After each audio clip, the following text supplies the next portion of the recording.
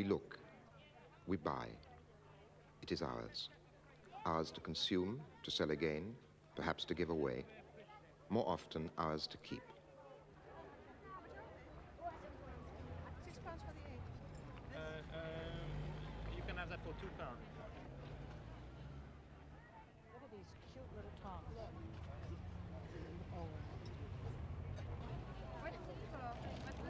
Tea caddy. Because they had many types of Chinese that put them in rows. We look, we buy, and we collect valuable objects. But the most valuable object of all has become the oil painting. Very, very small one. The last one, that's a larger one there. £26. Oil paintings often depict things which in reality are buyable.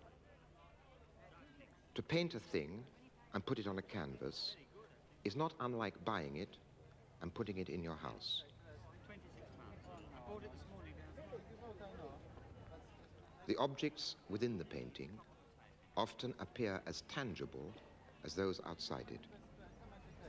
Yeah, £25. You want to know what I paid for it?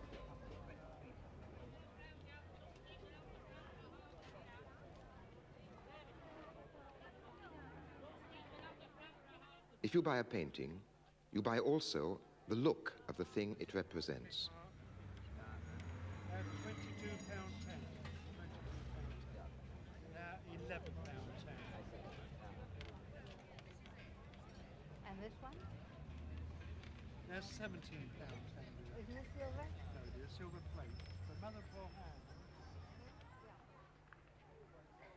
Paintings often show treasures. But paintings have become treasures themselves.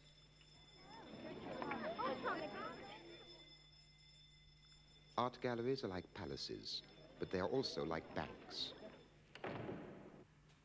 When they shut for the night, they are guarded, lest the images of the things which are desirable are stolen.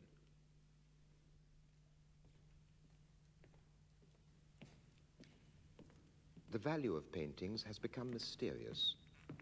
Where, we ask ourselves, does this value come from?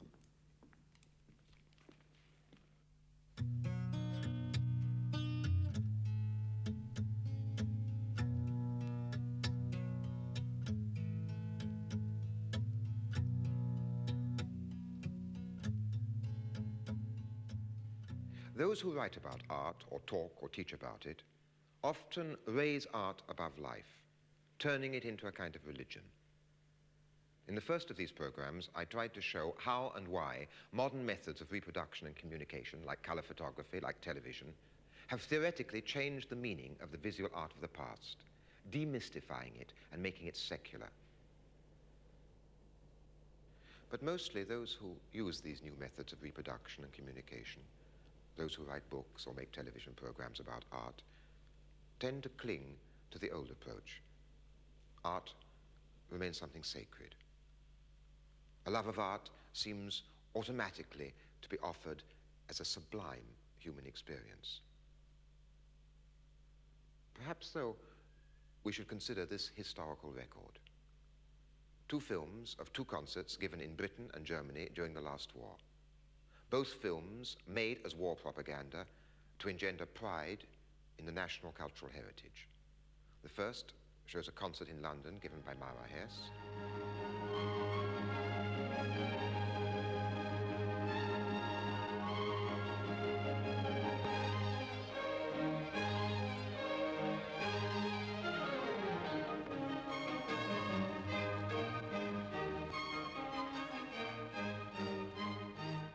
The second shows a concert in Berlin by Furtwängler.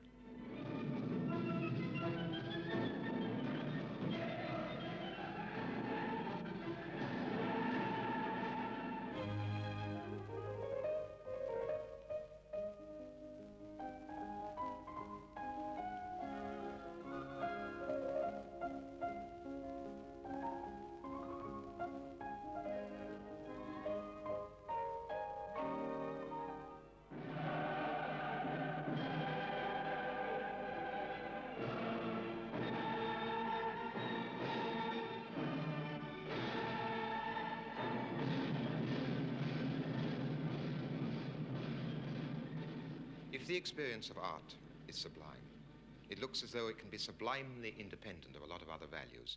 So perhaps we should be somewhat wary of a love of art.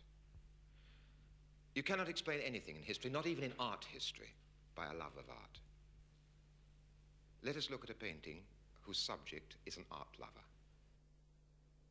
This picture, which shows a 17th century patron surrounded by his collection, tells us more about Europe and painting from the Renaissance onwards than hundreds of art books or essays on aesthetics. What does it show? The sort of man for whom painters painted their paintings. What are these paintings? Before they're anything else, they are objects which can be bought and owned.